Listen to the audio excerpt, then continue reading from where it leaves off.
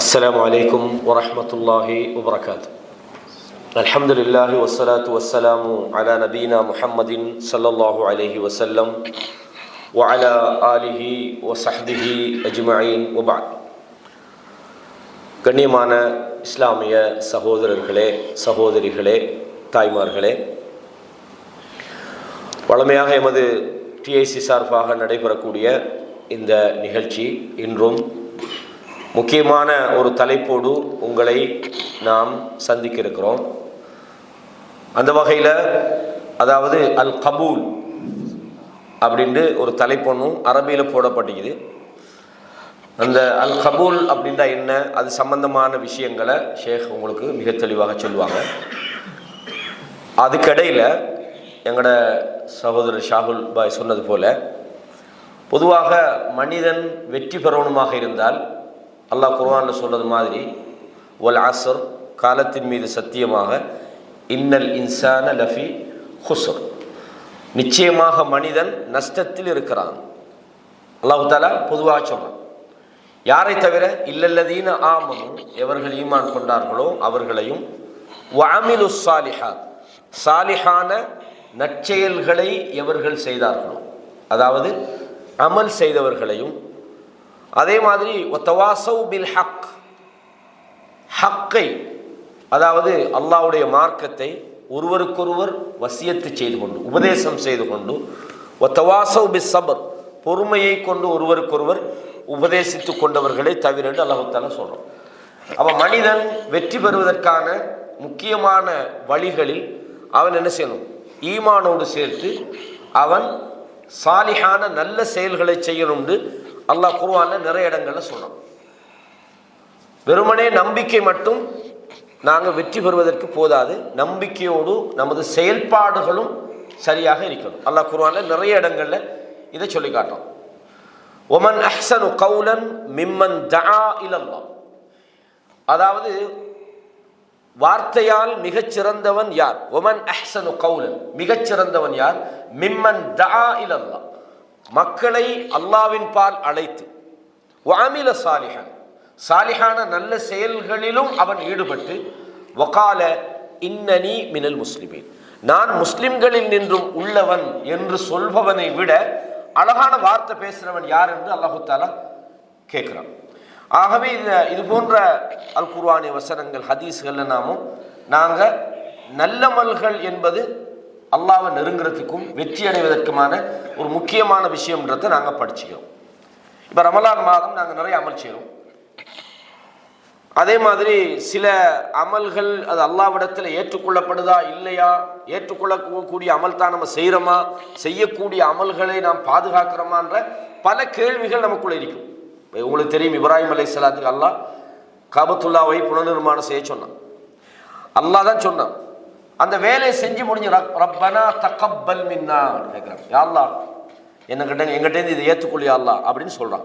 அப்போ நாங்கள் அமல் செய்வது மட்டுமல்ல, அந்த அமல் நம்மிடமிருந்து ஏற்றுக்கொள்ளப்படணுன்றது முக்கியமான ஒரு விஷயம்.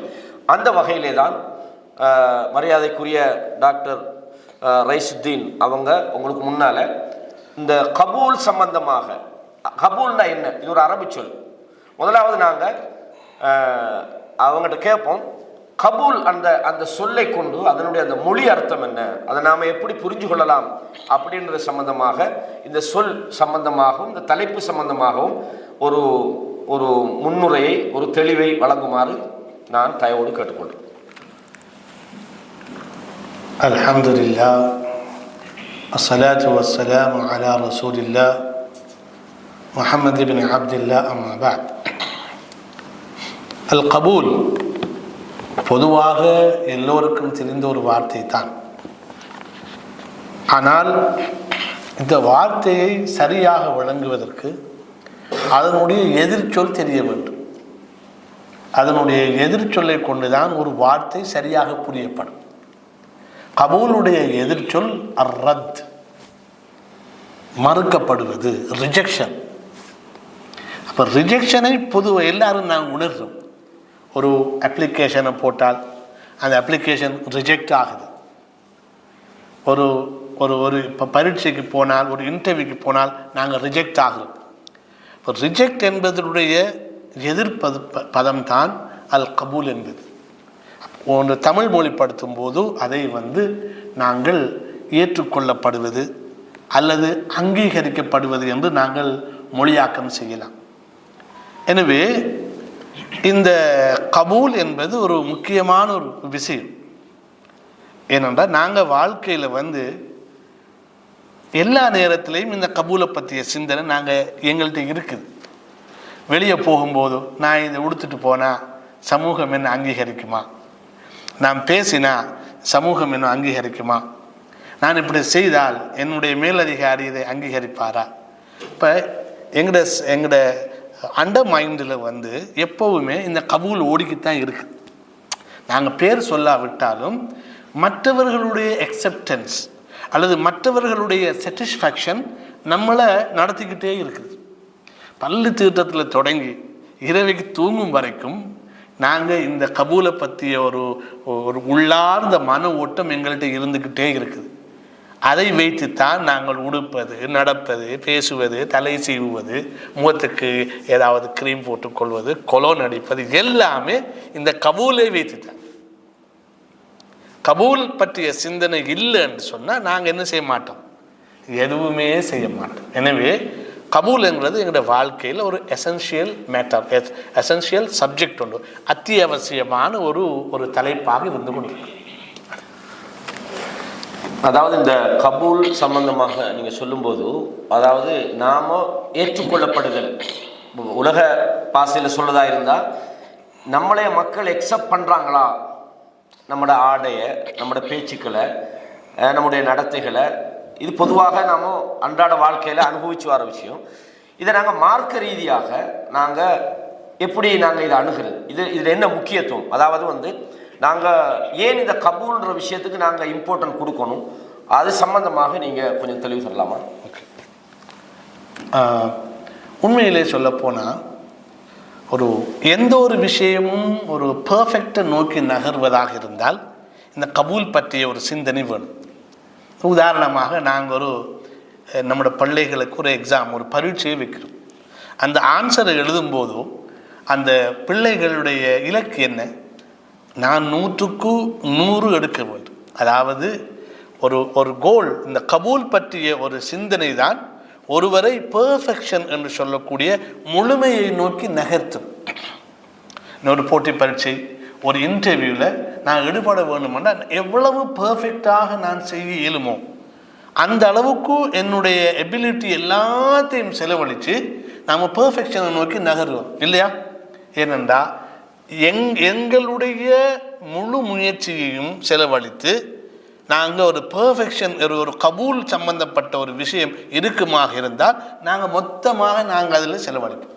கபூல் பற்றிய சிந்தனை எங்களிடத்தில் இல்லை என்றால் சமாளிச்சுட்டு போயிடுவோம். எனவே நான் உதாரணமாக போட்டி பரீட்சை எடுப்பதுக்கு அது முக்கியமான காரணம். என்னென்னா போட்டின்னு வந்துட்டால் இந்த மேக்சிமம் ஸ்கோப் பண்ணால் தான் அந்த போட்டியில் ஏற்றுக்கொள்ளப்பட போகிறார், மற்றவர்கள் ரிஜெக்ட் பண்ண போகிறாங்க. அல்லது 1, 2, 3 அல்லது 10க்கு உட்பட்டவர்கள் ஈடுபட போகிறார்கள், மீதமுள்ளவர்கள் ரிஜெக்ட் ஆக போகிறாங்க. அப்போ கபூலியத் மனதில் ஒருவரில் இருக்கும்போது தான் அவர் பெர்ஃபெக்ஷனை நோக்கி நகருவார். அது உலக விஷயத்தில் இருந்தாலும் சரிதான், மார்க்க விஷயத்தில் இருந்தாலும் சரிதான். யாருக்கிட்ட அல்லாஹ் கபூல் செய்ய வேண்டும் என்ற எண்ணம் அதிகம் இருக்கிறதோ அவர்தான் தன்னுடைய இபாதத்துகளை பெர்ஃபெக்ஷனை நோக்கி நகர்த்துவார். கபூலியத் பற்றிய சிந்தனை அவர்கிட்ட இல்லைண்டா சராசரியாக ஏனோ தானோ என்ற அமைப்பில் அந்த இபாதத்துகள் போயிடும்.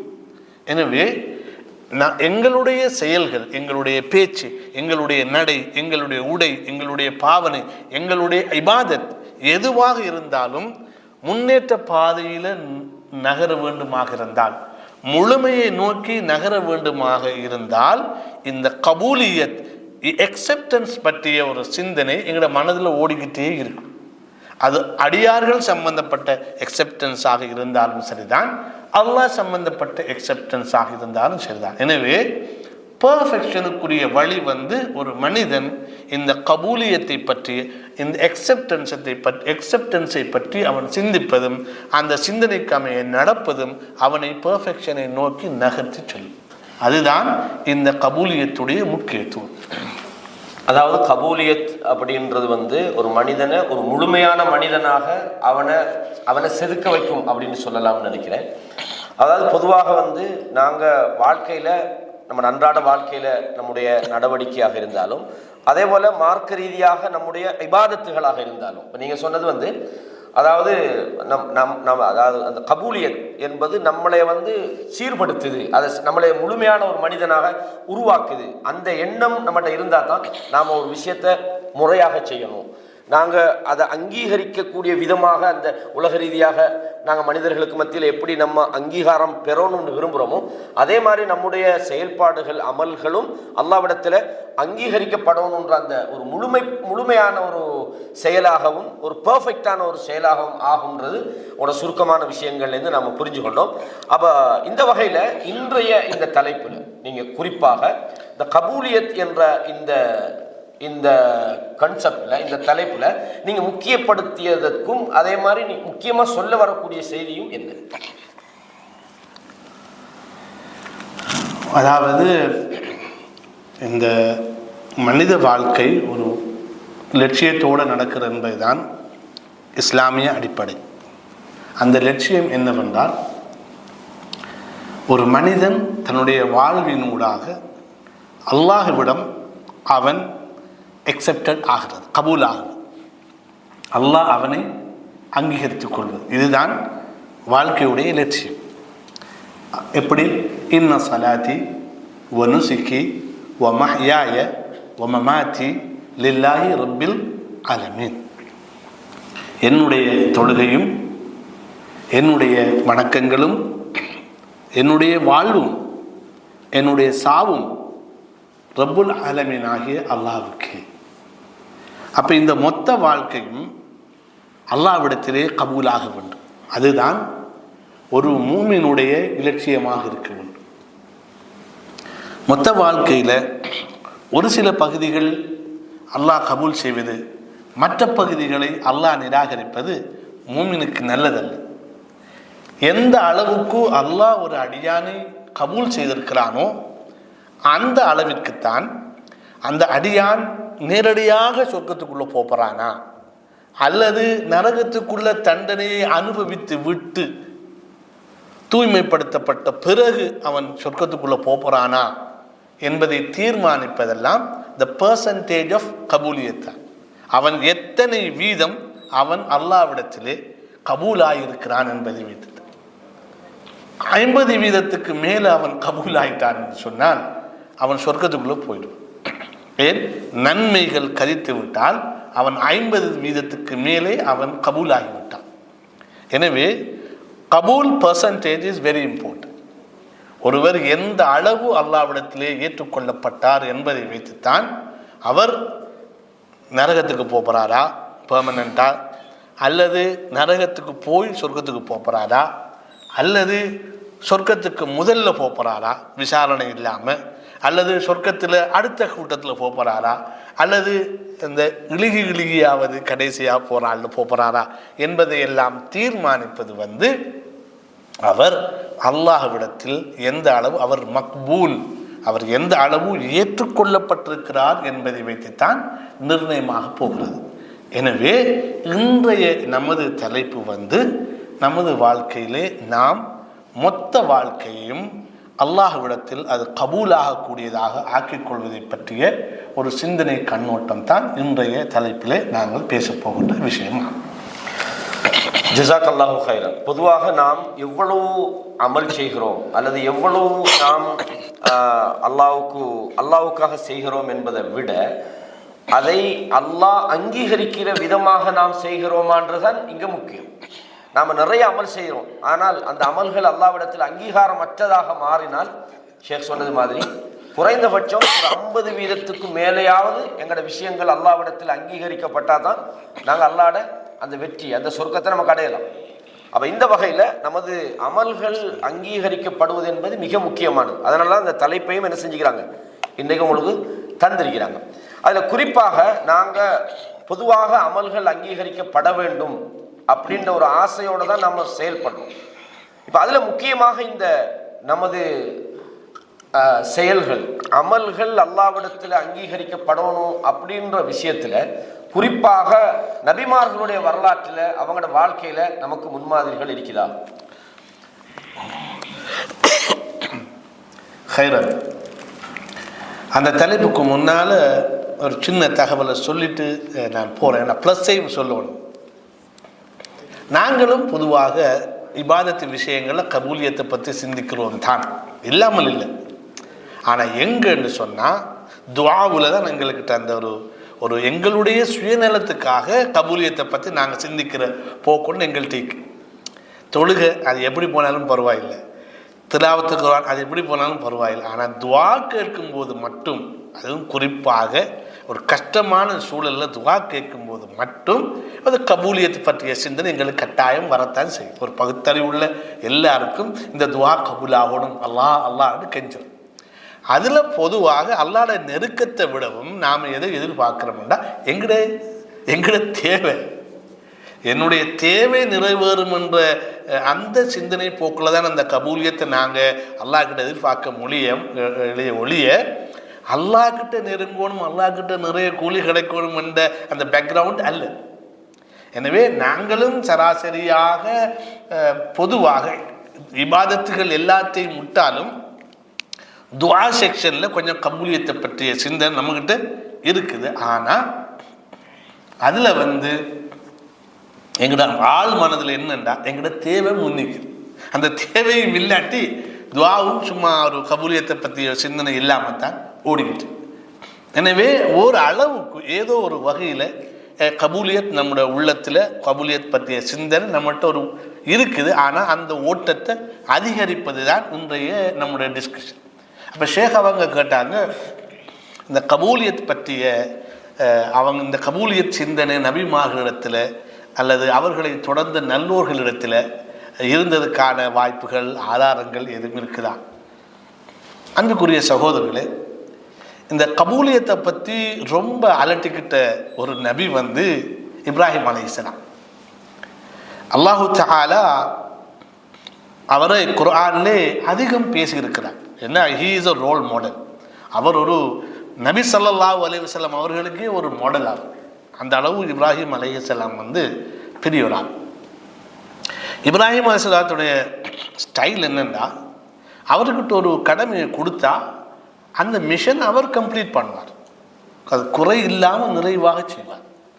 அப்படிப்பட்ட ஒருவர் தான் இப்ராஹிம் அலைஹிஸ்ஸலாம். அது அவரோட ஒரு பெஸ்ட் குவாலிஃபிகேஷன், ஒரு பெஸ்ட் ஆட்டிடியூட் உண்டு. அவர் கொடுத்தா அவர் சும்மா அதை கம்ப்ளீட் பண்ணுவார்.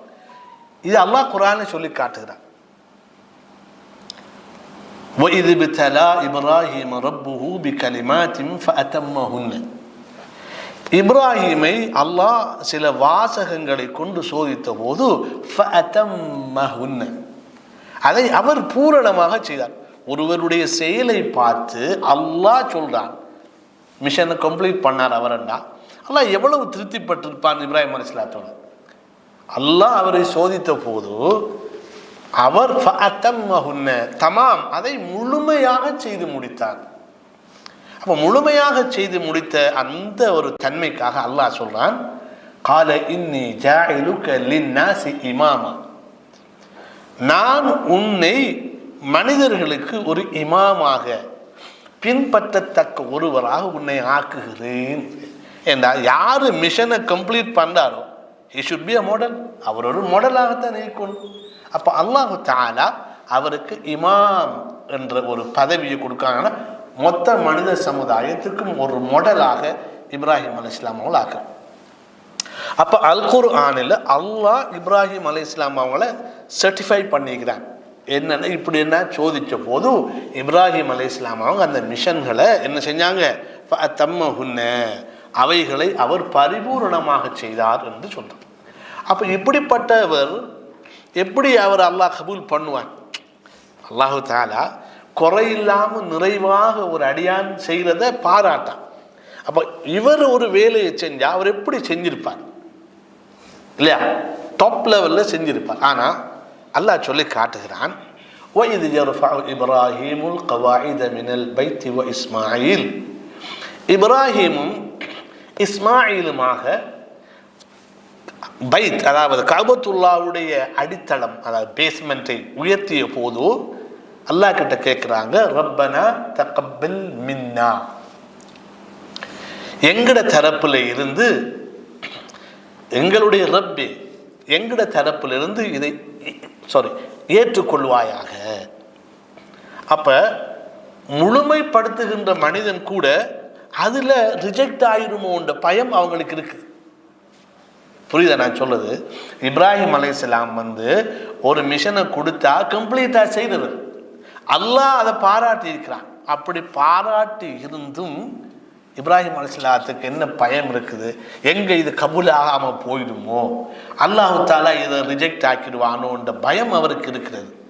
அப்ப அல்லாஹ் கிட்ட அந்த அமலை செய்து கொண்டு கஅபாவுடைய அடித்தளத்தை உயர்த்தி கொண்டு அந்த வேலையை செஞ்சு கொண்டிருக்கும் போது அவங்க என்ன கேட்குறாங்கன்னு சொன்னா, ரப்பனா தகப்பல் மின்னா, எங்களுடைய ரப்பே எங்கட தரப்புல இருந்து இதை ஏற்றுக்கொள்வாயாக. இப்போ சிம்பிளான வார்த்தைகளை சொன்னால் இப்ராஹிம் அலைஹிஸ்ஸலாமும் இஸ்மாயில் அலைஹிஸ்ஸலாம் என்ன வேலை செஞ்சுக்கிருக்காங்க? சிம்பிள் வார்த்தையில் சொன்னால் மேசன் வேலை செஞ்சுக்கிட்டு இருக்காங்க. என்ன வேலை? மேசன் வேலை. கல்லெடுத்து எதையாவது குழைச்சி கட்டிக்கிட்டு இருக்காங்க. அப்போ அல்லாஹ்வுக்காக மேசன் வேலை செஞ்சு கொண்டிருக்கின்றார்கள். அதுவும் இவங்க 2 பேர் இருந்தாங்க. இவங்களுக்கு துணையாக யாரும் இருந்ததாகவோ அல்லது வேறு உதவிகள் கிடைச்சதாகவோ இல்லை. அல்லாஹ் இந்த 2 பேரும் செஞ்சதாக தான் சொல்கிறாங்க. அப்போ எவ்வளோ ஒரு கஷ்டமான சூழலில் இந்த பணியை செஞ்சு கொண்டு அவங்க அல்லாஹ்விடத்திலே கபூலியத்துக்காக அல்லாஹ் சுப்ஹானஹு வ தஆலா இந்த நற்செயல்களையும் தங்களை தரப்பிலிருந்து ஏற்றுக்கொள்ளணும் என்று அல்லாஹ்விடத்திலே மன்றாடுகிறாங்க. அது மாத்திரமல்ல, அந்த மன்றாட்டத்திலே அல்லாஹ்வை புகழ்ந்து பாராட்டுகிறார்கள். இன்னக அன்த ஸமீஉல் அலீம், நீ அனைத்தையும் கேட்பவனாக அனைத்தையும் தெரிந்தவனாக இருக்கிறாய். எங்கட நிலைமை உனக்கு தெரியும், நாங்கள் பேசுறதும் நாங்கள் செய்கிறதும் உனக்கு தெரியும். அதனால எங்கட தரப்பிலிருந்து இதை ஏற்றுக்கொள் என்று இப்ராஹிம் அலைஹிஸ்ஸலாம் அவங்க மன்றாடுகிறார். அதே போல இப்ராஹிம் அலைஹிஸ்ஸலாம் சூரா இப்ராஹிம் 40வது வசனத்தில் அல்லாஹ் சுப்ஹானஹு வ தஆலா சுட்டி காட்டுகிறான், ரப்பி ஜஅல்னி முகீமஸ் ஸலாத்தி வ மின் ذُرِّيَّتِي ரப்பனா வ தகப்பல் துஆ. இப்ராஹிம் அலைஹிஸ்ஸலாத்துடைய நீண்ட துஆ பட்டியல் ஒன்று வருது. அதனுடைய கடைசி துண்டுல அல்லாஹ் சுப்ஹானஹு வ தஆலா சொல்லி காட்டான், ரப்பி ஜஅல்னி முகீமஸ் ஸலாத்தி வ மின் ذُرِّيَّتِي ரப்பனா வ தகப்பல் துஆ. என்னை நீ தொழுகையை நடைமுறைப்படுத்துகின்றவனாக ஆக்குவாயாக என்று கேட்கிறாங்க. என்னை தொழுகையை நடைமுறைப்படுத்துகின்றவனாக என்னை ஆக்குவாயாக. அன்புக்குரிய சகோதரர்களே, அவர் எப்படி தொழுதிருப்பார்? யோசிச்சு பார்ப்போம். இப்ராஹிம் அலைஹிஸ்ஸலாம் எப்படி தொழுதிருப்பார்? நம்முட வாழ்க்கையில நம்ம எப்பயாவது ஒரு நாள் கேட்டுப்போமா, யா அல்லாஹ் என்னை தொழுகையை நடைமுறைப்படுத்துகின்றவனா என்னை நீ ஆக்குவாயா கேட்டுக்கிறோமா? ஏனென்றால் நாங்கள் எங்களோட சுய சக்தியில் டேலண்டில் ஓடுறாக்கு, அதனால் நாம் அல்லாஹ்கிட்ட அதை கேட்கல. ஆனால் ஃபாத்திஹா நமக்கு சொல்லித் தருகிறது, இய்யாக நஅ்புது வ இய்யாக நஸ்தஈன், உனக்குத்தான் உதவி கேட்கறாங்க, உன்னை வணங்குறதுக்கும் நீ தான் உதவி செய்யணும். அதனால தான் ரசூலுல்லாஹ் முஆதுக்கு கற்றுக் கொடுக்குறாங்க, அல்லாஹும்ம அஇன்னி அலா திக்ரிக வ ஷுக்ரிக வ ஹுஸ்னி இபாதத்திக. உனக்கு ஒன்ன திக்ரு செய்யறதுக்கும் உனக்கு சுக்ரு செய்யறதுக்கும் உன்னை அழகிய முறையில் வணங்குவதற்கு எனக்கு நீ உதவி செய்ய என்று அல்லாஹ்கிட்ட கேட்கணும் என்று ரசூல் ஸல்லல்லாஹு அலைஹி வஸல்லம் படிக்கிறான். அப்போ இப்ராஹிம் அலைஹிஸ்ஸலாம் அவங்க மனிதர் சமுதாயத்துக்கே ஒரு இமாமாக இருக்கிறவங்க அல்லாஹ் கிட்ட கேட்குறாங்க, ரப்பி ஜஅல்னி முகீமஸ் ஸலா, தொழுகையை நடைமுறைப்படுத்துகின்றவனாக என்னை நீ ஆக்குவாயாக, வ மின் ذُرِّيَّتِي, என்னுடைய சந்ததியிலும் அப்படிப்பட்டவர்களை ஆக்குவாயாக, ரப்பனா எங்களுடைய ரப்பே வ தகப்பல் துஆ, என்னுடைய துஆவை நீ ஏற்றுக்கொள்ளும். நான் சொன்னேனே, நம்முடைய கபூலியத் எல்லாம் உலகத்துக்குள்ள சுற்றுது. இப்ராஹிம் அலைஹிஸ்ஸலாத்தின் கபூலியத் இதுக்குள்ள சுற்றுது. இதுதான் நமக்கும் நபிமார்களுக்கும் இடையில் உள்ள வித்தியாசம். பிரச்சனை இல்லை, நாம கபூலியத்தை பற்றி சிந்திக்கிறதுல பிழை இல்லை. ஆனால் எதுக்கு முக்கியத்துவம் கொடுக்கணும் என்றால், எங்களுடைய அல்லாஹ் எங்களை கபூல் செய்ய வேண்டும். எங்களுடைய வணக்க வழிபாடுகளை, எங்களுடைய அகலாக்குகளை, எங்களுடைய செலவினங்களை, எங்களுடைய பார்வையை, கேள்வியை, தொடுவதை அல்லாஹ் கபூல் செய்யும். இப்படியான பரந்து விரிந்த சிந்தனை நம்மள்கிட்ட இருக்கும். அதே போல அன்புக்குரிய சகோதரர்களே, சூரா ஆல இம்ரானிலே 35வது வசனத்தில் அல்லாஹ் சொல்கிறான், இது காலத் இம்ராஅத்து இம்ரான் ரப்பி இன்னி நதர்து லக மா ஃபீ பத்னி முஹர்ரரா. இம்ரானுடைய மனைவி அல்லாஹ் கிட்ட ஒரு நேர்ச்சை செய்கிறார். என்ன செய்கிறாங்க, என்ன சொல்கிறாங்க? இன்னி நதர்து லக மா ஃபீ பத்னி முஹர்ரரா. அவட எண்ணத்தில் வகுத்துக்குள்ள ஆம்பளை பிள்ளை வருதுன்னு நினச்சிக்கிட்டான். அவன் என்ன சொல்றா? நதர்து லக, உனக்காக இந்த பிள்ளையை நான் நேர்ச்சை செய்திருக்கிறேன். முஹர்ரரன். முஹர்ரரன்டா யாருண்டா? Released person. ஃபுல்லாக அவரை ரிலீஸ் பண்ணி எதுக்கு? உனக்காகத்தான். அவருக்கு வேற வேலை ஒன்றும் இல்லை, உனக்கு ஹிதமத் செய்து உன்னுடைய மார்க்க பணி, உன்னுடைய உன்னுடைய பைத்துல் மக்கள் இதுக்குரிய வேலை செய்து. முஹர்ரரன்டா ஜஸ்ட் ரிலீஸ் ஃபார் தீன், அல்லாஹ்க்காக ரிலீஸ் பண்ணி வச்சு. அப்போ எவ்வளோ பெரிய தியாகம். இப்போ நம்ம ஒரு புள்ள உள்ள என்ன ஆக்குற? டாக்டர் ஆக்குற, என்ஜினியர் ஆக்குற, அக்கௌண்டன்ட் ஆக்குற கனவுகள் இல்லையா? அப்போ அவ நேர்ச்சி செய்கிறா, நதர்து லக மா ஃபீ பத்னி முஹர்ரரன் ஃபதகப்பல் மின்னி. உனக்காக தான் செஞ்ச, ஆனால் அதை எனக்கு நீ ஏற்றுக்கொள்ளணும். அவவும் சொல்றா, இன்னக அந்த ஸமீஉல் அலீம், நீ யாவற்றையும் கேட்பவனாகவும் நீ யாவற்றையும் அறிந்தவனாகவும் நீ இருக்கிறாய் என்று அவள் அல்லா இடத்துல கேட்குறான். பாருங்க, ஒரு தனக்கு பிறக்க போற ஒரு பிள்ளைய அல்லாவுக்காக ஃப்ரீயாக ரிலீஸ் பண்ண போறான். அவருக்கு வேற தொழிலுக்கு போறான், அது சரி இது சரி, ஒரு வேலையும் கிடையாது. அப்படி இருந்தும் முழுமையாக ஒரு பிள்ளையை ரிலீஸ் பண்ணக்குள்ள கூட அல்லாஹ் அதை கபூல் செய்ய வேண்டும் தன்னிடத்திலிருந்து அவன் கேட்கிறான். அப்போ குர்ஆன்ல அழகாக அல்லாஹ் இப்ராஹிம் அலைஹிஸ்ஸலாத்தையும் மரியம் அலைஹிஸ்ஸலாத்துடைய தாயார் அவவையும் அல்லாஹ் சுப்ஹானஹு வ தஆலா நமக்கு மாடலாக கபூலியத்தை பற்றி சிந்தித்தவர்களாக அல்லாஹ் சுப்ஹானஹு வ தஆலா அடையாளப்படுத்துகிறான். அதே போல அலி ரலியல்லாஹு அன்ஹுவோட செய்தி ஹில்யத்துல் அவுலியா என்ற கிதாபில் பதிவு செய்யப்பட்டு அலி ரலியல்லாஹு அன்ஹு ஒரு அட்வைஸ் ஒன்று சொல்கிறாங்க, கூனு லிகபூலில் அமலி அஷத் இஹ்திமாமன் பில் அமல். ஒரு அமல் விஷயத்தில் அதனுடைய கபூலியத்துக்காக நீங்கள் அதிக முக்கியத்துவம் கொடுங்கள்னு சொல்கிறோம். பெரிய அமல் செஞ்சு கபூலாகாமல் போகிறத விட சின்ன அமல் செஞ்சு அது அபூலாகிறது எது வேர்த்?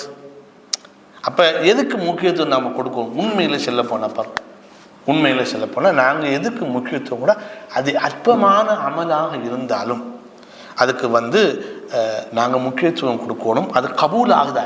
ஆனால் கபூலியத்தை அது சென்டர், அதுதான் அந்த மதார்ன்னு சொல்லுவாங்க. நம்மளுக்கு மார்க்ஸ் போடுவோம் அதால் தான், சைஸில் இல்லை. அதனால் அலி ரலியல்லாஹு அன்ஹு சொல்கிறாங்க, நீங்கள் கபூலியத்துக்கு அதிக முக்கியத்துவம் கொடுங்கன்னு சொல்லலாம்.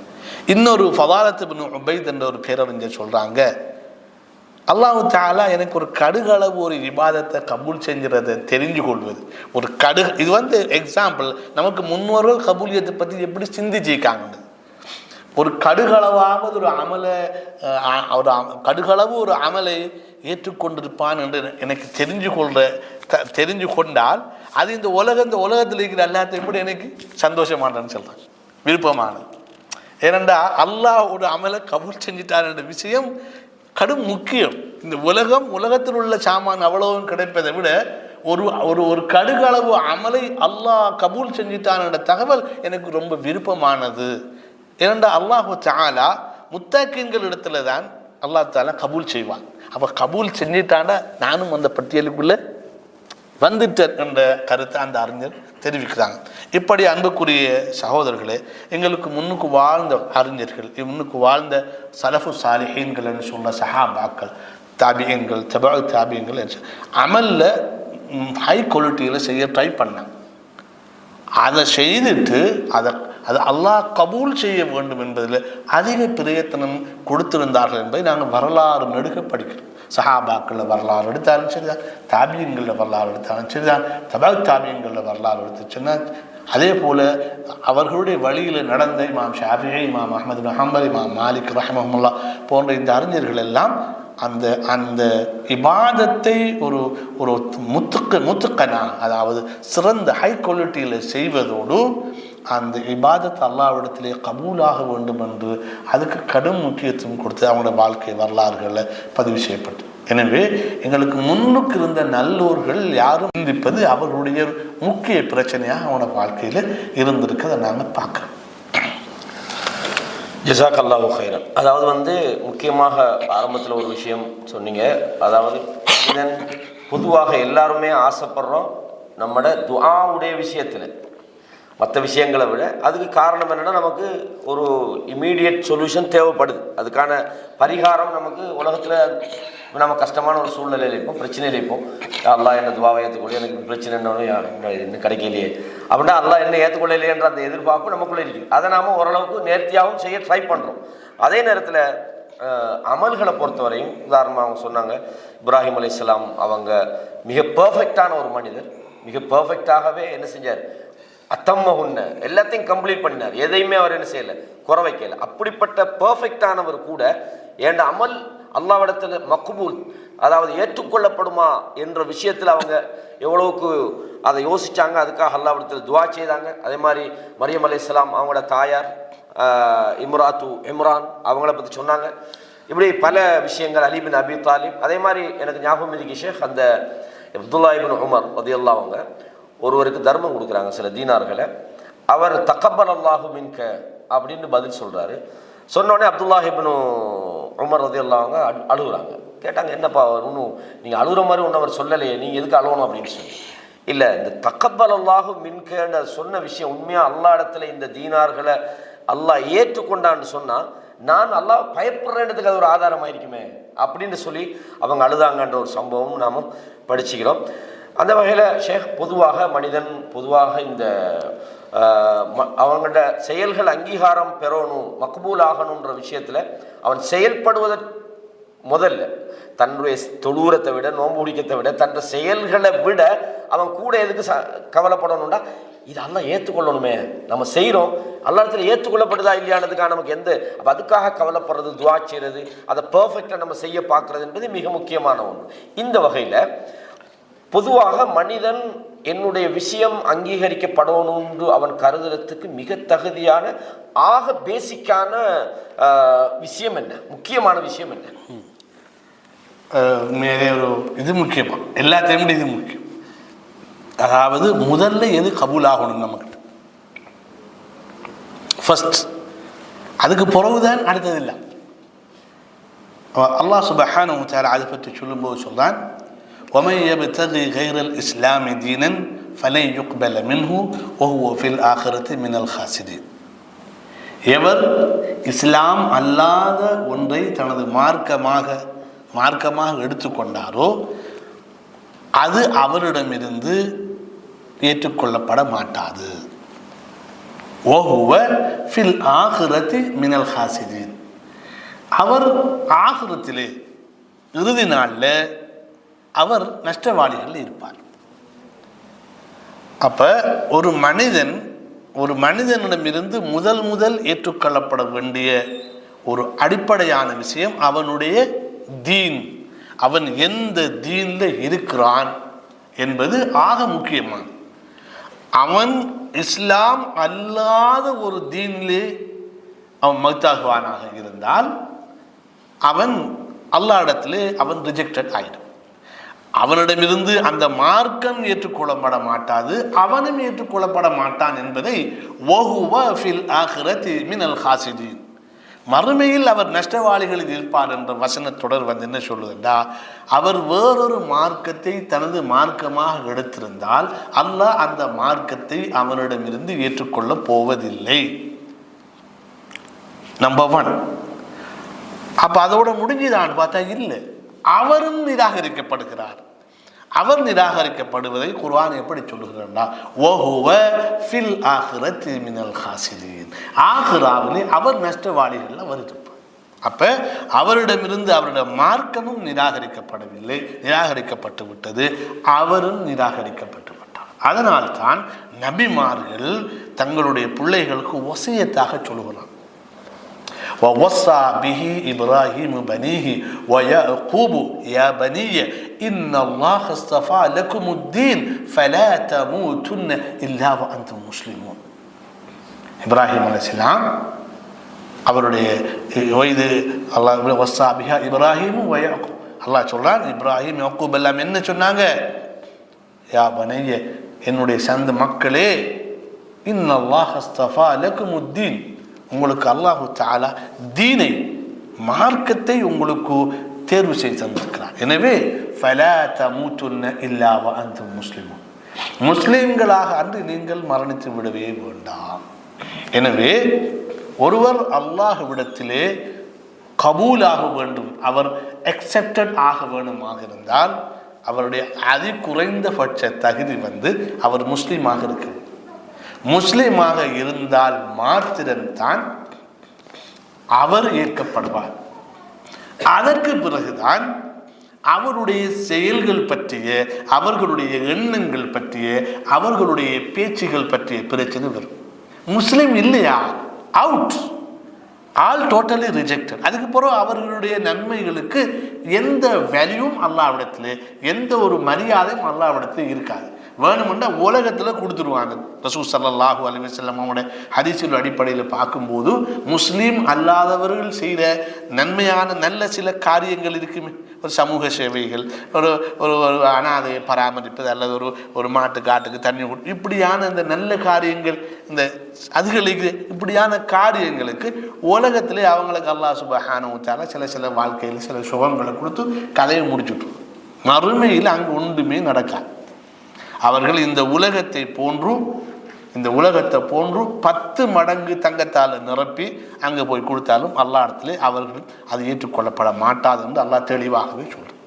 எனவே அன்புக்குரிய சகோதரர்களே, இந்த கபூல் பற்றிய சிந்தனையில் எங்களுடைய முழு முயற்சி எதில் இருக்கணும் என்றால், நாங்கள் முஸ்லீமாக மௌத்தாக, முஸ்லீமாக வாழ்றதையும் விட முஸ்லீமாக மௌத்தாகிறது இம்பார்ட்டன்ட். ஏண்டா நபிமார்கள் கேட்காங்க அல்லாஹ், இப்ராஹிம் அலைஹிஸ்ஸலாம் கேட்கார், ரப்பி ஜஅல்னி முஸ்லிம், ரப்பி ஜஅல்னா முஸ்லிமன், அப்படி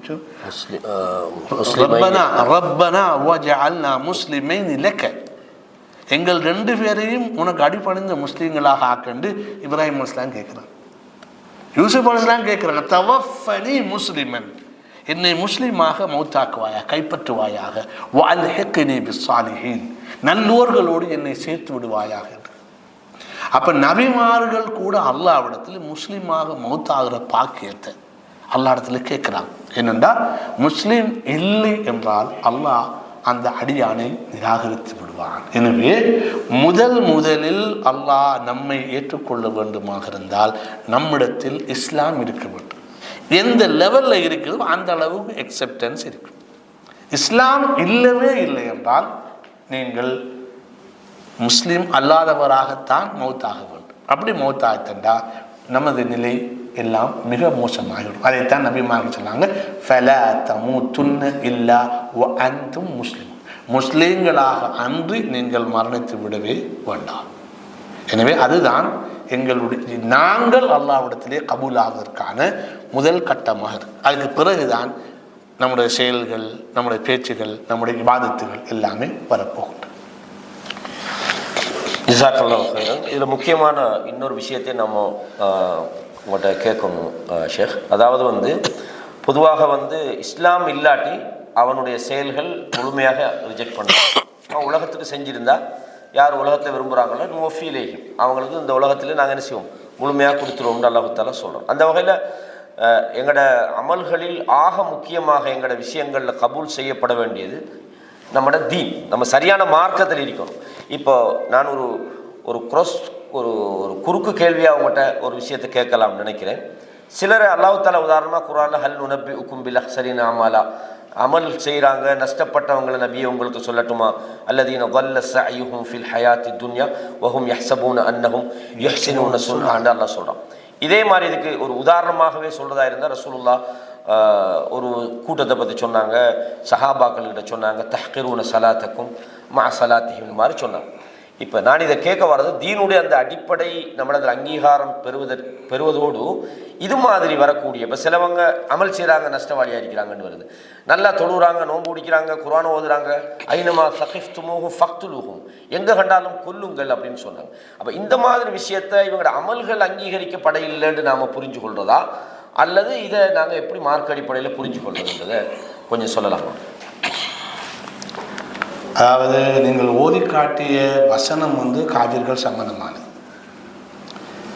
அடுத்தது நீங்கள் சுட்டிக்காட்டிய அந்த சில ஆட்கள் வணங்குகிறார்கள், அவர்களுடைய இபாதத்துகள் அவருடைய தொண்டைக்குழியை தாண்டி போவதில்லை.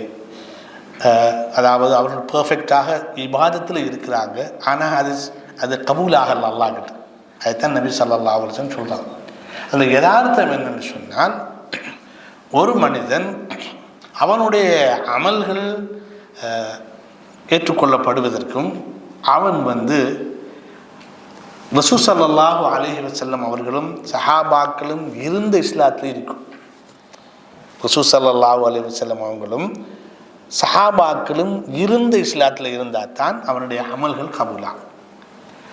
அது இல்லாத ஒரு இஸ்லாம் என்ற பேரில் அவன் இயங்கும் போது அவனுடைய அமல்கள் அல்லாஹ்விடத்திலே ரத்து செய்வதற்கான வாய்ப்புகள் அதிகம். ஏனென்றால் அவன் எதை விடுகிறான் என்றால், கொள்கையில் நபியுடைய கொள்கை அவனிடம் இல்லை. கொள்கையில் நபியுடைய கொள்கை அவனிடத்திலே இல்லை.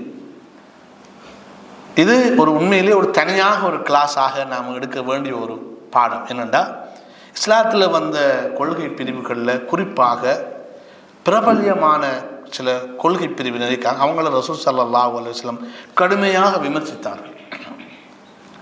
விமர்சித்தார்கள். ஏனென்றால் அவர்களுடைய ரசூல் ஸல்லல்லாஹு அலைஹி வஸல்லம் அவர்களுடைய கொள்கையில் அவர்கள் இருக்கவில்லை.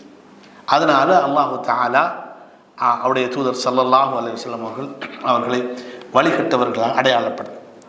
என்றாலும் நாங்கள் இன்றைய தலைப்பில் நாங்கள் பார்த்தோம், அதாவது முதல் கட்டமாக ஒரு மனிதன் அல்லாஹ்விடத்திலே கபூல் ஆகுவதற்கு அவனுடைய தீன், அவனுடைய மார்க்கம் இஸ்லாமாக இருக்க வேண்டும். இஸ்லாம் என்று எங்களுக்கு தெரியும். எந்த கொள்கையில் ரசூல் ஸல்லல்லாஹு அலைஹி வஸல்லம் அவங்களும் சஹாபாக்களும் இருந்தாங்களோ அதுதான் இஸ்லாம். அதுதான் ரியல் இஸ்லாம். அந்த இஸ்லாத்திலே ஒரு மனிதன் இருக்க வேண்டும். அந்த இஸ்லாத்திலே இருக்கும்போது அவன் நாளாந்தம் அவனுடைய அன்றாடம் அவனுடைய செயல்பாடுகள் இருக்கும். தொழுகை, நோன்பு, ஜக்காத்து, பார்ப்பது, கேட்பது, தொடுவது, பேசுவது எல்லாமே இருக்கும். இவைகள் எல்லாம் அல்லாஹ்விடத்திலே ஏற்றுக்கொள்ளப்படுவதற்கு 2 அடிப்படைகளை ஸல்லல்லாஹு அலைஹி வஸல்லம் அவர்கள் நமக்கு சொல்லித் தந்தார்கள். அதுதான் இஹ்லாஸ். முதலாவது, எங்களுடைய செயல்களை அல்லாஹ்விற்காக செய்வது. இன்னமல் அமாலு பின்னியாத். அமல்கள் கபூல் ஆகுவது நீயத்தை கொண்டுதான். நீயத்து பழுதாகிட்டால், அல்லாஹ்வுக்காக என்று ஒன்றை செய்யவில்லை என்றால் அது அல்லாஹ் கிட்ட போகாது. நீங்கள் என்ன செஞ்சாலும், எதை செய்தாலும் அல்லாஹ்வுக்காக செய்யப்படும் போது தான் அந்த அமலுக்கு ஒரு வேலிடிட்டி இருக்கு. அதுக்கு குர்ஆன்லையும் ஹதீஸ்லையும் எக்கச்சக்கமான ஆதாரங்கள் பரவலாக இருக்கு. யார் அல்லாஹ்வுக்கு செய்ய வேண்டிய விஷயத்தை மக்கள் பார்ப்பதற்காக அல்லது பேருக்காக அல்லது புகழுக்காக ஒருவர் செய்யும்போது அதை அல்லாஹ் சுப்ஹானஹு தஆலா நிராகரிப்பது, அந்த யாருக்காக செய்தாரோ அவரோடு இவரை விட்டு விடுவது போன்ற ஹதீஸ்கள் எங்களுக்கு தெளிவாகவே சொல்லிக்காட்டும். எனவே எந்த ஒரு சிறிய இபாதத்தாக இருந்தாலும் நாங்கள் அல்லாஹ்வுக்காக செய்கிறோமா என்பது பற்றி அடிக்கடி நாங்கள் மீள் பரிசீலனை செய்து கொண்டே இருக்கணும். ஏன்னா இப்லீஸுக்கு எது வேணும்னா அது இஹ்லாஸை பறிக்கிறது. இஹ்லாஸை பறிச்சுட்டா அவுட் ஆக்கிடலாம். இஹ்லாஸ் உள்ள மனிதர்கிட்ட இப்லீஸுடைய அடுத்த பிரச்சனை என்னன்னு சொன்னால், அவனை சுன்னாவுக்கு முரணாக அவனை நடக்க வைப்பார். ஏன் ஒரு அமல், ஒரு இபாதத்து, ஒரு இபாதத்து அல்லாஹ்விடத்திலே கபூலாகுவதற்கு அடுத்த நிபந்தனை என்றால் அவர் ரசூலுல்லாவுடைய ஷரியாவோடு முரண்படாமல் இருக்கும். ரசூலுல்லா காட்டின முறையில தான் அவர் அந்த எந்த ஒரு வணக்கத்தையும் எந்த ஒரு செயலையும் அல்லாஹ்க்காக செய்த செயலை அவர் செய்யும். அப்படி செய்யலைன்னு சொன்னால் அது அவருக்கு மறுக்கப்படும் என்பது நமக்கு தெரியும். மன் அஹதத ஃபீ அம்ரினா ஹாதா மா லைஸ மின்ஹு ஃபஹுவ ரத். யாராவது எங்களுடைய இந்த விஷயத்தில் புதிதாக ஏதாவது ஒன்றை உருவாக்கினாரண்டா நாங்கள் செல்லாமல் அது அவரிடமிருந்து நிராகரிக்கப்படும் என்று அல்லாஹ்வுடைய தூதர் சொல்லிட்டாங்க. அதுக்கு ரசூல் ஸல்லல்லாஹு அலைஹி வஸல்லம் அவங்களுடைய ஒரு வாழ்க்கையில் பல சந்தர்ப்பங்களில் சஹாபாக்கள் பல விளக்க குறைவால் சில முன்னெடுப்புகள் செய்யும்போது ஸல்லல்லாஹு அலைஹி வஸல்லம் அவங்க கடுமையாக எச்சரிக்கிறாங்க. எங்களுக்கு தெரியும் அந்த 3 கூட்டம் வந்து நாங்கள் நோன்பு பிடிக்க போகிறோம், நோன்பு விட மாட்டோம், இரவெல்லாம் மடங்க போகிறோம் என்ற சம்பவங்கள் எல்லாம் இருக்குது. அது எங்களுக்கு பரிச்சயமான சம்பவம். பரிச்சயம் இல்லாத ஒரு சம்பவம் உங்களுக்கு சொல்ல போகிறோம். ரசூல் ஸல்லல்லாஹு அலைஹி வஸல்லம் அவங்கள பற்றி இப்னு அப்பாஸ் ரலியல்லாஹு அன்ஹு அவங்க சொல்கிறாங்க, பைன நபி ஸல்லல்லாஹு அலைஹி வஸல்லம் யக்துபு, நபி அவர்கள் ஒரு உரையாற்றி கொண்டிருந்தார். அது ஹுத்பாவாக இருக்கும். அப்பொழுது ஒரு ஆள் வந்து நின்றுகிட்டு இருந்தார். ஃபஸஅல அன்ஹு, அந்த ஆளை பற்றி ஸல்லல்லாஹு அலைஹி வஸல்லம் விசாரித்தார்கள். ஃபகாலு, சொன்னாங்க, அபு இஸ்ராயில், அவரோட பெயர் வந்து அபு இஸ்ராயில். நதர இல்லா அன் யகூம வலா யக்உத வலா யஸ்ததில்ல வலா யதகல்லம வயஸூம. நேர்ச்சை ஒன்று செஞ்சிருக்கார் இந்த ஆள். எப்படின்னா, நின்றுக்கிட்டு இருக்காம, நின்றுக்கிட்டு நிழலுக்குள்ள போகாம பேசாம நோம்போடு இருக்குது. என்னென்ன விஷயம் இருக்கிறல்ல, நின்றுக்கிட்டு இருக்குது, நிழலுக்குள்ள போறல, வெயில்ல நிற்குது, ஒத்தரோடையும் பேசுறதில்ல, நோன்பு பிடிக்குது. இந்த மாதிரி ஒரு நோன்பும் ஒத்தரையும் பேசாம வெயிலுக்கு நிற்குது. இதுதான் சுருக்கு. அப்ப ஃபகால நபி ஸல்லல்லாஹு அலைஹி வஸல்லம், நபி அவங்க சொன்னாங்க, முர்ஹு, அவருக்கு நீங்கள் ஏவுங்கள், ஃபல்யதகல்லம் வல்யஸ்ததில்ல வல்யக்உத் வல்யுதிம்ம ஸௌமஹு, அவரை பேச சொல்லுங்கள், நிழலுக்குள்ள போக சொல்லுங்கள், உட்கார சொல்லுங்கள். அவரை பேச சொல்லுங்க, அவரை நிழலுக்குள்ள போக சொல்லுங்க, அவரை உட்கார சொல்லுங்கள். வல்யுதிம்ம ஸௌமஹு, நோன்பை பூரணமாக நிறைவேற்றி சொல்லுங்கள். அப்ப நபியாக என்ன சொல்றாங்க, நீங்களாக ஆக்களோட பேசாம இருந்துக்கிட்டு நான் இபாதத் செய்றேன், அல்லாஹ்வோட திருப்பொருத்தத்தை நீங்க பேசாம இருந்து சம்பாதிக்க முடியாது.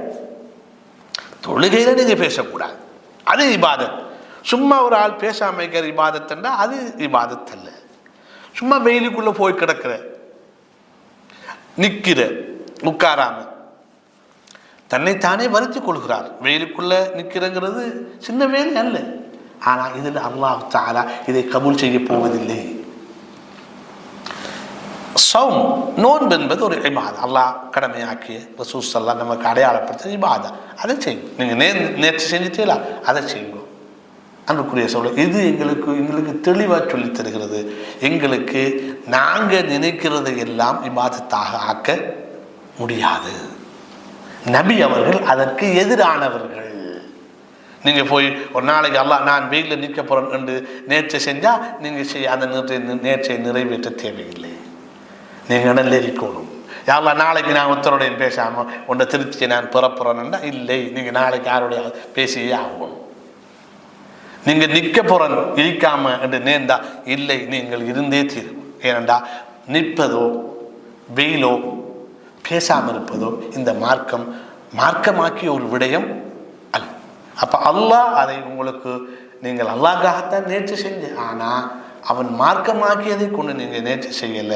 உங்களோட மூப்புக்கும் உங்களோட விருப்பத்துக்கு நீங்க என்ன செஞ்சுக்கீங்க, நீங்க நேர்ச்சி செஞ்சுக்கீங்க, அதெல்லாம் கேன்சல்.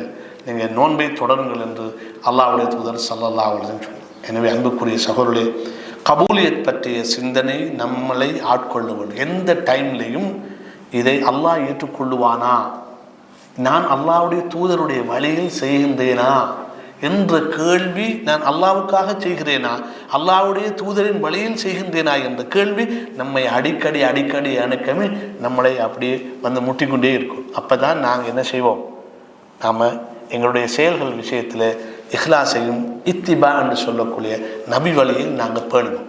அதே நேரம் அல்லாஹ் கபூல் செய்வானா என்ற சிந்தனை நீங்கள் உண்மையிலே ஒரு நாள் ட்ரையல் செஞ்சு பாருங்க. ஒரு நாள், நாளைக்கோ மறுநாளைக்கோ திடீரென இதுக்குள்ளே போகிற கஷ்டமை. ஒரு தொழுகைக்கு போகக்குள்ள அந்த தொழுகைக்குள்ள கபூலியத்தை பற்றிய சிந்தனையோட ருக்கு சுஜூது செஞ்சு பாருங்க. குர்ஆன் ஓதக்குள்ள கபூலியத்தை பற்றிய சிந்தனை ஓட்டத்தோடு செஞ்சு பாருங்க. அது எப்படி இஃபெக்டிவாக, அது எப்படி பெர்ஃபெக்ஷனை நோக்கி அதை அப்படி போக்கிட்டீங்கன்னா உணர்வு இல்லை. தொலைக்குள்ள தக்பீர் கட்டக்கு ருக்கு போகக்குள்ள சுஜூதுக்கு போகக்குள்ள கபூலியத்தை பற்றிய சிந்தனையை எடுத்து பாருங்க.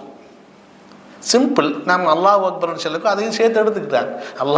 அல்லாஹ் பெரியவன் இடத்தோட அவன் இதை கபூல் செய்ய வேணும்ன்றதை நாங்கள் எடுத்துக்கொண்டு போகணும். எங்களுடைய தொழுகையிலேருந்து நாங்கள் கொஞ்சம் உள்ளுக்குள்ளே ஆகும், தொழுகைக்குள்ளாகும். எங்களுடைய தொழுகையில் மெல்ல மெல்ல எங்களுடைய நோன்புகள், எங்களுடைய திலாவத்துல் குர்ஆன், எங்களுடைய திக்ர்கள், எங்களுடைய இன்ன பல இபாதத்துகள், கொடுக்கல் வாங்கல்கள், பார்வை, கேள்வி, எண்ணம், பேச்சு எல்லாமே அல்லாஹ்வுடைய கபூலியத்தை நோக்கி நகரும் போது எல்லாத்துலேயும் நல்ல மாற்றங்கள் வரும். எனவே கபூலியத்தை மையப்படுத்தி எங்களுடைய செயல்களை நாங்கள் ஆக்குவமாக இருந்தால் எங்களுடைய நகர்வும் இன்ஷா அல்லாஹ் நல்லதாக இருக்கும். அல்லாஹ் சுப்ஹானஹு வ தஆலா அப்படியான நல்ல நகர்வை நோக்கி நம்மை நகர்த்துவதற்கு அல்லாஹ் சுப்ஹானஹு வ தஆலா தௌஃபீக் செய்ய வேண்டும் என்று பிரார்த்தித்து விடைபெறுகின்றேன். ஜஸாக்கல்லாஹு ஹைர். மிகவும் ஒரு தேவையான, நமக்கு முக்கியமான ஒரு சப்ஜெக்ட் இங்கே ஷேக் அவங்களால் நமக்கு மிக தெளிவாக சொல்லப்பட்டிருக்குது. இவ்வளோ சுருக்கம். நான் நினைக்கிறேன் இந்த தலைப்பில் இந்த தகவல் நமக்கு போதும். நம்மளை சீர்தூக்கி பார்க்கறது, நாம் நிறைய அமல் செய்கிறோன்றதை விட அல்லாஹ்விடத்தில் அது அங்கீகரிக்கப்படணுமே, நாளை மறுமையில் நம்ம வெற்றி அடையணுமாக இருந்தால் நம்மளோட அமல் எக்ஸப்டட், நாம் ஏற்றுக்கொள்ளப்பட்டதுன்ற அந்த நிலை வரணுன்றது சம்பந்தமாக அதில் முக்கியத்துவம் என்ன. நபிமார்கள், குறிப்பாக இப்ராஹிம் அலைஹிஸ்ஸலாம், அதாவது ஏகத்துவத்தின் தந்தை அப்படின்னு சொல்லக்கூடிய அல்லாஹ் தஆலா இப்ராஹிமை பாருங்கள், உங்களுக்கு அவர்கிட்ட முன்மாதிரி இருக்குன்னு அல்லாஹ் தஆலா சொன்னான். லக்கத் கான லக்கும் ஃபீ இப்ராஹிம வல்லதீன மஅஹு உஸ்வத்துன் ஹஸனா. இப்ராஹிம் இடத்திலும் அவங்களோட இருந்தவங்க முன்மாதிரின்றான். அது ஆக முக்கியமானது. அல்லாஹ்வே சொன்ன ஒரு விஷயத்தை ரப்பனா தகப்பல் மின்னா, அல்லாஹ் ஏற்றுக்கொள்ளுன்றாங்க. அப்போ நபிமார்கள் அதில் கவனம் எடுத்தாங்க, நபி தோழர்கள் அதில் கவனம் எடுத்தாங்கன்றதை பார்த்தோம். அதே மாதிரி நம்முடைய விஷயங்கள் அல்லாஹ்விடத்தில் ஏற்றுக்கொள்ளப்படணும்னா ரெண்டு முக்கியமான விஷயத்தை கடைசியாக சொன்னாங்க. அது ரொம்ப இம்பார்ட்டன்ட். ஒன்று, நாம் செய்கிற விஷயம் அல்லாஹ்வுக்காக இஹ்லாஸ் இருக்கும். இஹ்லாஸ் இல்லைண்டா அந்த செயல் அல்லாஹ்விடத்தில் எந்த பெருமதியும் இல்லை. லன் யனாலல்லாஹ லுஹூமுஹா வலா திமாவுஹா வலாக்கின் யனாலுஹு தக்வா மின்கும். நாங்கள் ஆடு மாடுகளை குர்பானி கொடுக்கும்போது இந்த இறைச்சியோ ரத்தமோ அல்லாட்ட போகிறது இல்லை. அந்த தக்குவாவோட நீங்கள் செஞ்சிருக்கீங்க, இறையச்சம் அல்லாஹ்வுக்காக அந்த உணர்வோடு நீங்கள் அதை செஞ்சிருக்கணும்னு சொல்லி அல்லாஹ் தஆலா சொல்கிறோம். அது ஒரு இம்பார்ட்டண்டான விஷயம் அது. அதே மாதிரி நாங்கள் எந்த ஒரு வேலையை செய்கிறதா இருந்தாலும் அல்லாஹ் இடத்துல அது அமலுன்ற பட்டியலில் நுழையணுமே. முதல்ல அது நுழையணும்னா நபி வழி அடிப்படையில் இருக்கணும். பொதுவாக சொல்லுவாங்க ஒரு உசூல் ஒன்று, எந்த ஒரு விஷயம் செய்கிறதா இருந்தாலும் நாங்கள் உலக விஷயமாக இருந்தால் நாங்கள் பார்க்கணும் இதை பயன்படுத்துறதுல ஏதாவது தடை வந்திக்குதான்னு பார்க்கணும். உலக விஷயங்களாக இருந்தால் இப்போ நான் சொல்கிறது பேனையால் எழுதுறீங்களே மார்க்கத்தில் என்ன சரியாட்டா நாங்கள் பார்க்கணும் இந்த பேனையால் எழுதுறது மார்க்கத்தில் என்ன சரி தடை இருக்குதான்னு பார்க்கணும்.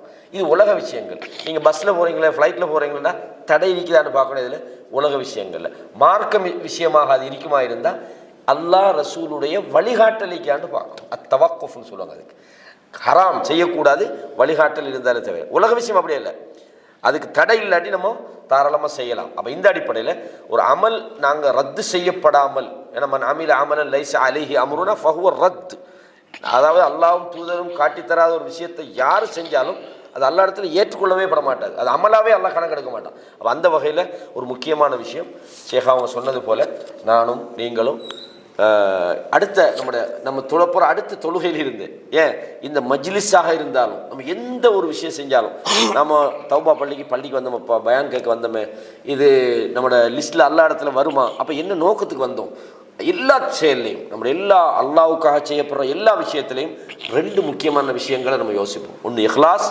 ரெண்டாவது சுன்னா அடிப்படையில், அதாவது நாம் எந்த அடிப்படையில் அந்த இபாதத் செய்யப்படணுமோ அந்த முறையின் அடிப்படையில் நாங்கள் செய்கிற அந்த நபி வழி என்பது முக்கியமாக ரெண்டு நிபந்தனைகளாக சொன்னாங்க. அல்லாஹு தஆலா ஷேக் அவங்களுக்கு ஒரு அழகான அருமையான ஒரு செய்தி நம்ம எல்லாருக்கும் ஒரு மீட்டலாக தந்திருக்கிறாங்க. அது ஐக்கிதா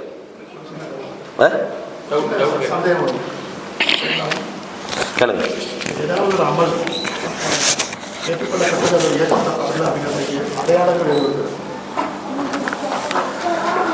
அதாவது பொதுவாக சொன்னால் ஒருவர்